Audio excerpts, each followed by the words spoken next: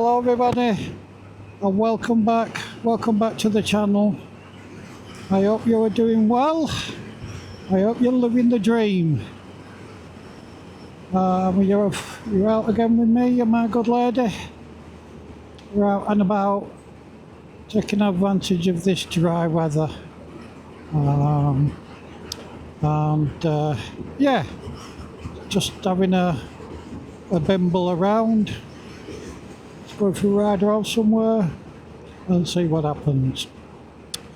So it's a Saturday afternoon in November and we're out and about. So let's go what we're thinking about. Well, what's been happening at the unit? I always start a bit of a news thing. What's been happening at the unit? Well, this week has been one of them steady weeks, you know. We've had chain and sprockets and tyres, usual run of the mill, as you say, you know, what we get every week. But good news, bit of an update. If you've been following the channel, the escapade of the ZX12R. Where are we? That was on the ramp for 3 weeks this week with no front end on because the fork stanchions had to be separated and new stanchions put on it, and it was on the ramp for 2 weeks while they were away. Anyway, cut a long story short, we got it sorted. The fork legs came back. They hadn't removed the stanchions from the fork lowers as we requested. They'd just drilled the grub screws out. Anyway, well, got to be thankful for small mercies. So then we had to think about it and what we were going to do and, you know, how we were going to deal with this. And the only option was to get the angle grinder out, cut the stanchion off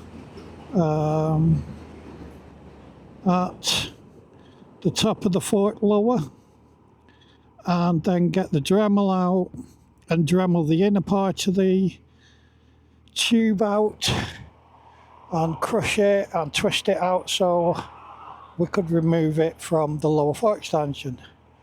Well, as you'll see in the video that I'll clip into this, we did it, or I say we, Tim did it. We got them out, cleaned them all up and got them back together and got them rebuilt. And yeah, they're back on the bike. The bike's got a front end on it now. But the escapade isn't over. We were supposed to be doing the head bearings, but as you see in the video, the stem nut, the steering stem nut, is absolutely seized. I don't know what they've done, whether they've used Loctite on it, whether they've cross-threaded it, I don't know. But whatever they've done, we can't get it out. We've tried extension bars, we've tried everything on it. So it needs to go away to have a nut welded onto it, and then it needs to be then extracted by that way. So yeah, that's now, anyway, it's rolling. The owner can come and pick it up and we can go take it to an engineer's, because we don't do welding at our shop, just something that we don't do. We should do, but we don't. So yeah, that's gone away. Well, hopefully it's still there now. So this is 3 weeks it's been in our workshop. 2 weeks he couldn't pick it up because it rim bits. Anyway, we've told him this week and he's still not been to pick it up. So yeah, it's one of the sagas. It's one of the things that you have with a motorbike shop. Everybody wants the bike yesterday, and then when it's done, they can't pick it up for a fortnight. Can't weigh them up. Anyway, so the ZX12 is done as far as what we can do with it. So yeah, then we're back to one of the recommissions that Tim's been working on, which is a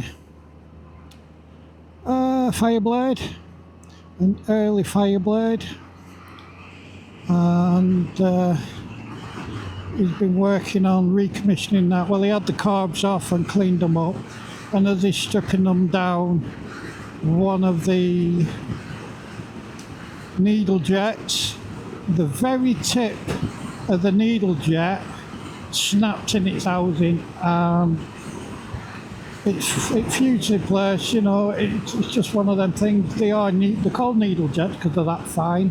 Anyway, it snapped in, and we can't extract it, so we tried everything. You know, Tim's exhausted all his knowledge, and it's not going to happen. So yeah, that's another one to be. It looks like, to be honest with you, it's new carbs, because you could put it all back together, but that carb, you'll never be able to get it to run right. It'll either run too rich or it'll run too lean, and yeah, it's not what we can do. Just have to inform the customer. Mind you, this bike's been stood for 10, 12 years. You know, the carb was in a really bad state when we got to the bike. Carbs were seized, stuck, open. You know, everything about it was just seized. So it's one of them things. What else? So yeah, that's on Fireblade, and I think it's I don't know. I'll find out for you for my next video. So yeah, the carb on that. So it looks like it's another 300 quid for a set of carbs for it. So one of them things. This is it. When you get a bike and you want it recommissioning, you have to be prepared for these unexpected bills, you know, and there's not we can do, you know. So that's that. So hopefully, I don't know what he's going to do about that. So that's again on the back burner. We've got I think it's a GSXR 750 SRAD. That's another recommissioned job. That's to be done. There's a XLR 125. That's a recommissioned job. You know, this has been going on for months, this one, and it's do a bit of save up a bit of money, do a bit there, save up a bit of money, and yeah, it's all right for you doing that. But it's in our workshop. It's taking up space. It's on our insurance policy. You know, so it might be all right for you to do that, and you're thinking, oh yeah, but Timmy's too soft. If it's me, I'll say, look, we either get this thing sorted in a reasonable amount of time, or I'm going to start charging you storage. Because if anything happens, God forbid, what's the first thing they're going to do? They're going to want to claim for the bike.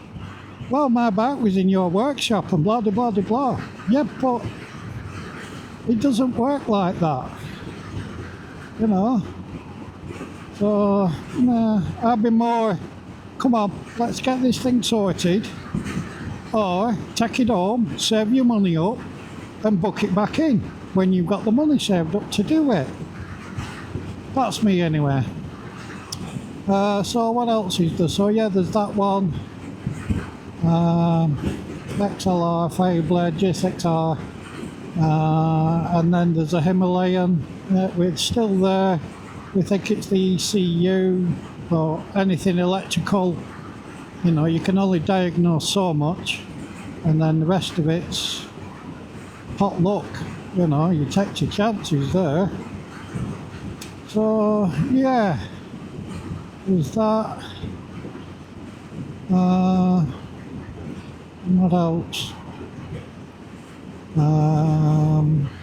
That's it really, long termers. Plus then we got in you know, you're in and out where your tyres and chain and sprocket kits. And the occasional scooter. I think Tim's got a soft spot for a scooter because they're coming. They're absolutely being ragged to an inch of the life, and then they go, "Oh, I need some brake pads." Right, okay, we'll get you some brake pads. And then it's your brakes are all seized up, mate. You need the complete caliper. Oh, I can't afford that. Well, it costs you as much for us to spend the time cleaning them up as it does just to say, put a new caliper on. Anyway, so I kind of, you know, I understand that these young lads, I don't know, they must have money to run a scooter, but they don't have money to maintain them. One of them things. So, yeah, what else is it? Oh, then we've got the usual crowd of our regular customers that are coming in for servicing and MOTs. We've got one coming in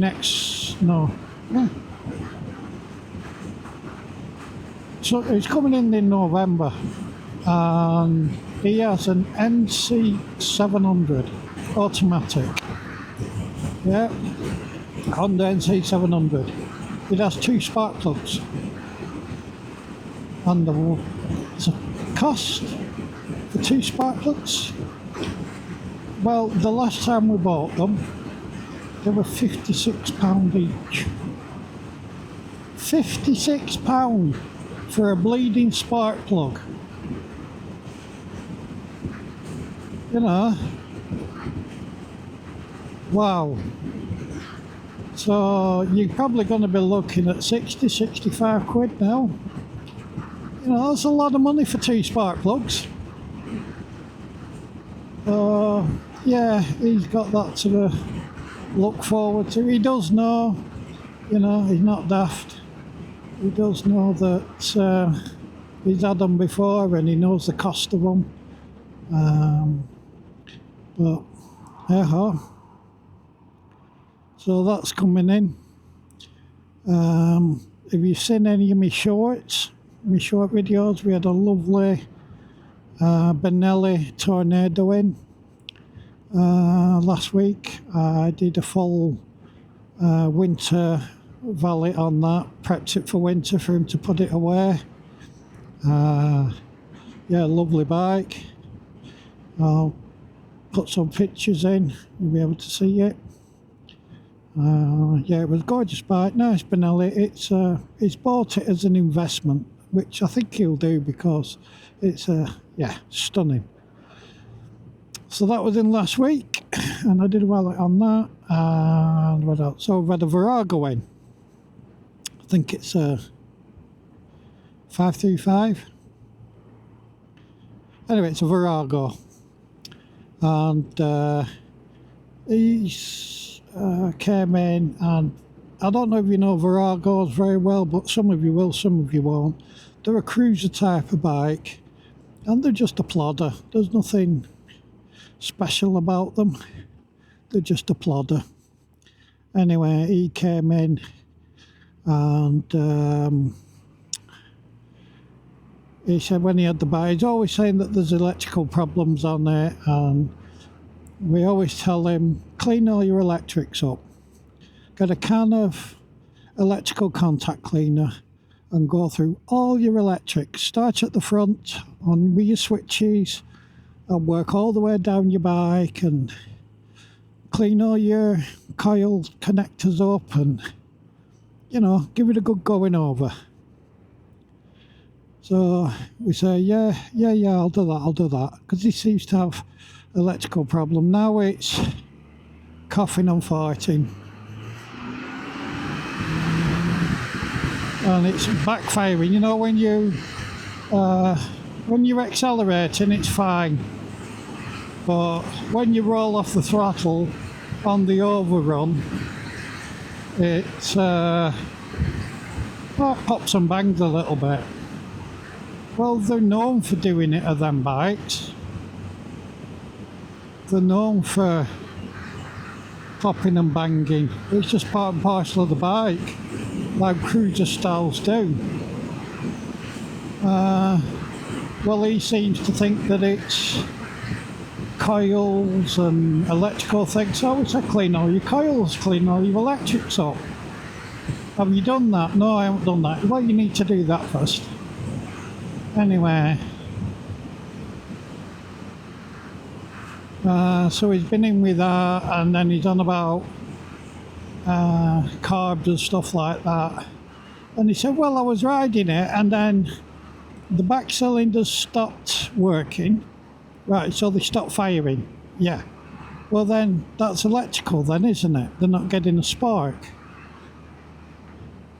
So clean your contacts up. Well, then he goes on about it could be fueling. Right, well, if it's fueling, then you need to look at getting the carbs tuned and getting the carbs cleaned. I said, and to get them tuned, you need to go put it on a dyno and pay a man to do that. Well, how much will that be? I said, anywhere between 200 and 600 quid, depending on who does it. Oh, that's expensive. I said, well, you did say, you know. So, yeah, he's one of these. He asks for advice, but then when you give him advice, because it's not the advice he's looking for, it's not right. Okay, right, fine, mate. That's where you want to be. That's what it is. So, yeah. We've had him in, and we've put brake lines on it. I didn't put a brake line on it, longer brake line, because he's going to put bigger bars on it. And he needs a longer brake line, so we did say, look, you've done the measurements. If it's wrong, it's your fault. Yeah, well, I know what I'm doing. Yeah, okay, right, fine, crack on. So, we've had him in.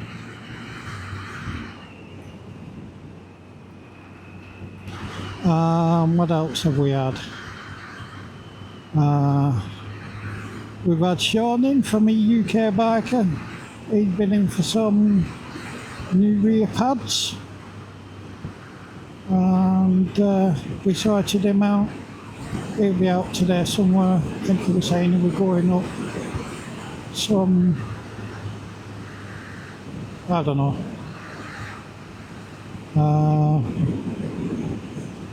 So yeah.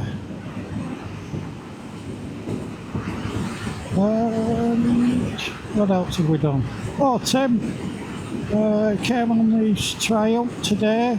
We might get out on Tuesday, depending on the weather and depending on how he feels. He ran about going out Tuesday, and he was going to take his SV1000 home today. But then when we got the bike out, his SV, and started it up, the battery had gone flat, well, flat, and it's now got a charging problem. He just put a new engine in that, and it was fine. When he last rode it, everything was good, and started it up today, and the alternator is earthing. So yeah, he's got that to. It's not a problem. I mean, it's not an emergency. He's got his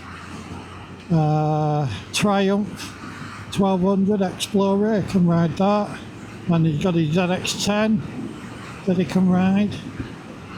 But he's not without a bike. Well, it's just one of them, isn't it? So yeah, that's what's been going on at the unit.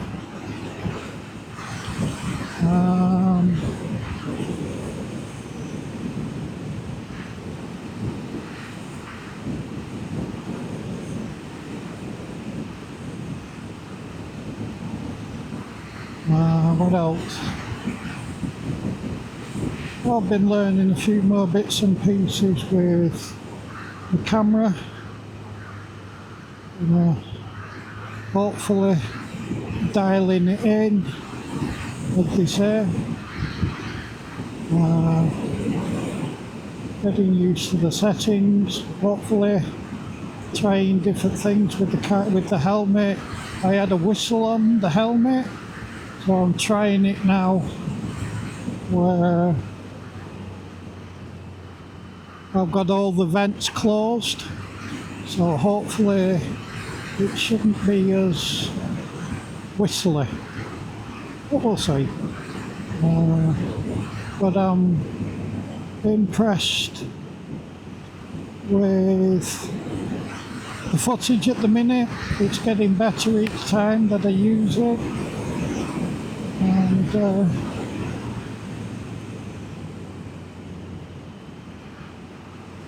so yeah, we're all good. So we're just out now. This is where they call it cow shit lane round here. Because in the season it's literally full of cow shit down here. But it's a nice road, nice bit of twisty road. It's, you know.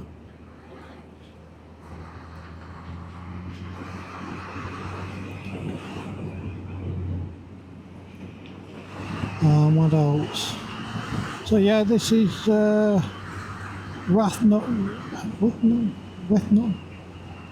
Wigglesworth, that's it. And it began with W. Wigglesworth, and then we end up down near Rathmill Bottoms, and up and over where, hey! Yeah, this is road. It's lovely when it's like this, when it's dry, but get it wet, there's no grip on it whatsoever. You've got to be extremely careful.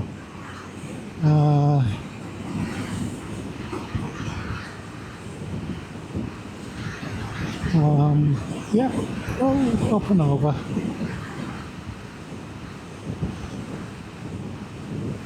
What else has been going on? What else?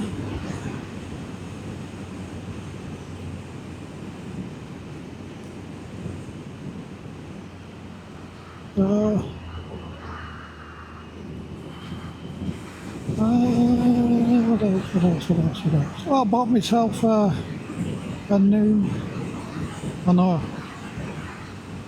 just for someone to be interested. I know you're probably not interested, but I do have a couple of drones. I have a Neo and I have a Mini 2. And then I have my camera stuff, you know, and batteries and all that kind of gear. Well, I had it in 2 bags, and I wanted something that would fit in my top box for my bike, so I can keep it all together. It's just 1 bag. Anyway, I found one on Amazon, and that came, and it's, yeah, quite impressed. It's actually for a SLR camera, but I've managed to get both drones in and all my bits and pieces. I've got enough room to fit my iPad in for when I fly the drones. I've got a bigger screen. So yeah, I've done that, and quite pleased with that actually. That's a little nice bit of kit that I bought. Wasn't too expensive, I think 20 quid or something like that. So we'll see.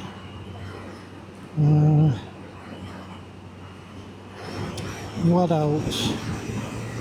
Turn and burn. Well, hey!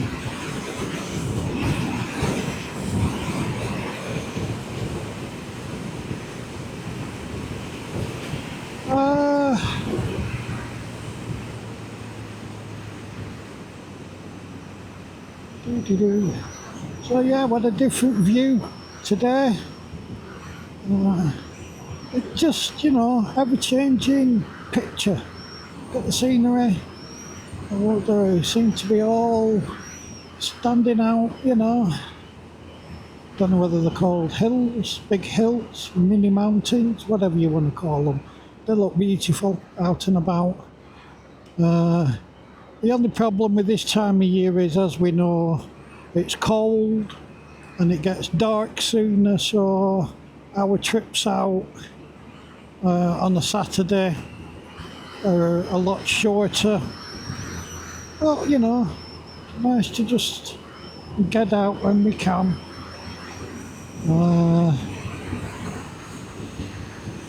Blow the cobwebs of the week away and chill out on a bike.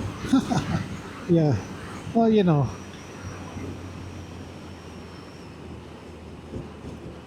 you kind of just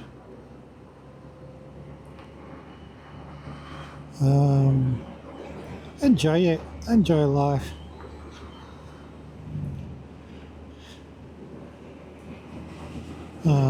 Yeah, like I said, I did a video short. I've been starting now to give Lisa Jane an extra ACF because the weather's coming in and there's just cack on the road, and just protecting her a bit more, you know, keep on top as you do. I would recommend everybody get your bikes protected for winter, get them cleaned, get some ACF on it or some other anti-corrosive coating on it. Not your WD-40, that's just that's no good. Get some proper coating on it, you know, ACF, or there's others. I use ACF, I always have used ACF on it, and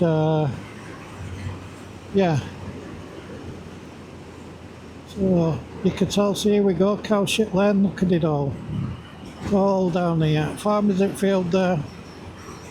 There you go, that's the tractor that's full of your political promises. They're all in the back of that tractor.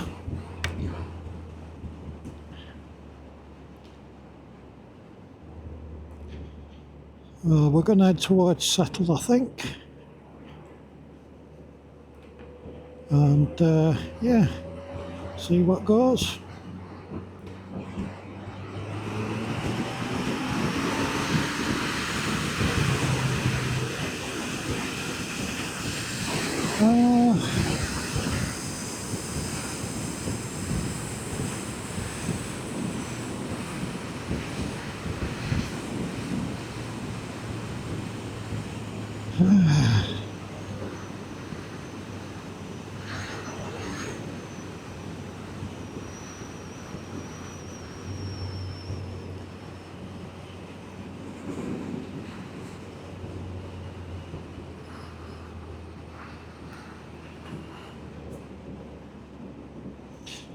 What else? Yeah, cow shit, look at it, all over the road. That's why they call it Cow Shit Road. Good, I don't know whether you can see the views up there. I think up towards Settle, that way.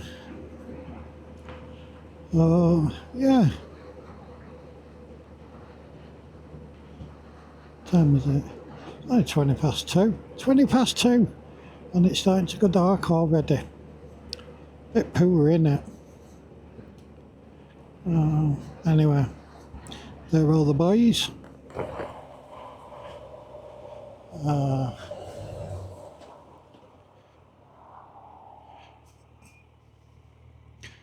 So this is the A65.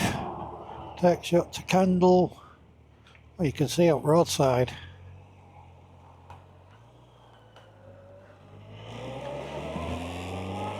Everybody going to Skipton.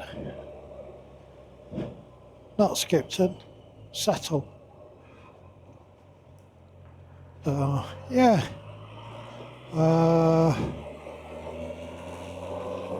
Just out again, like you say, just enjoying it.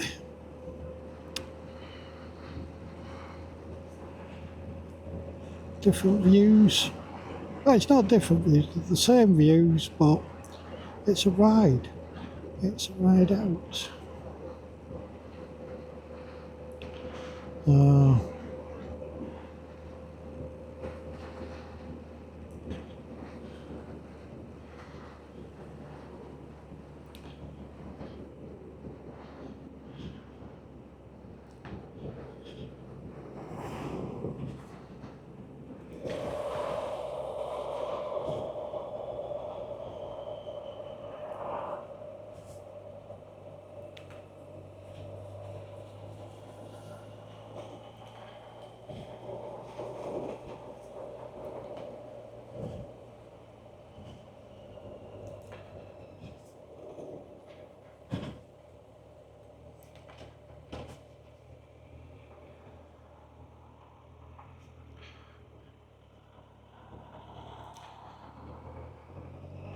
We'll go and have a look at Settle.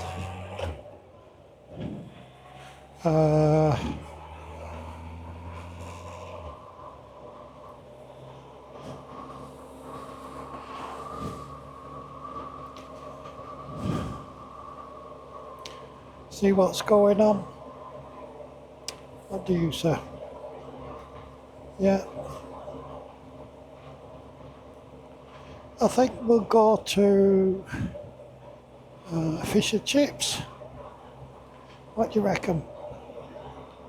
See if the cafe's open. And well, if we have fish and chips, we won't need no tea, will we? And then we can have maybe 1 or 2 wet ones when we get home. And yeah, why not? That sounds like a plan. Oh yeah, we're coming into Settle. You'll know. Well, if you don't know, this is Settle in the Yorkshire Dales. Here, just round this corner, on your right hand side, here, there, up there, that's Settle train station. That's where you go and get your train when they have the steam trains on going up to Carlisle, Settle to Carlisle, where you can book on a steam train and ride up to Carlisle. And over through the Yorkshire Dales, it'll take you over Ribblehead Viaduct. And yeah, that's where you'll catch your train from.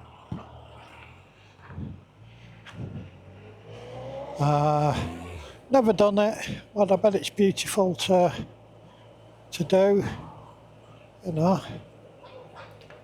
Are there any spaces up here? Any spaces for a fat? Won't be so bad if they fucking let out to park. Guess who's here?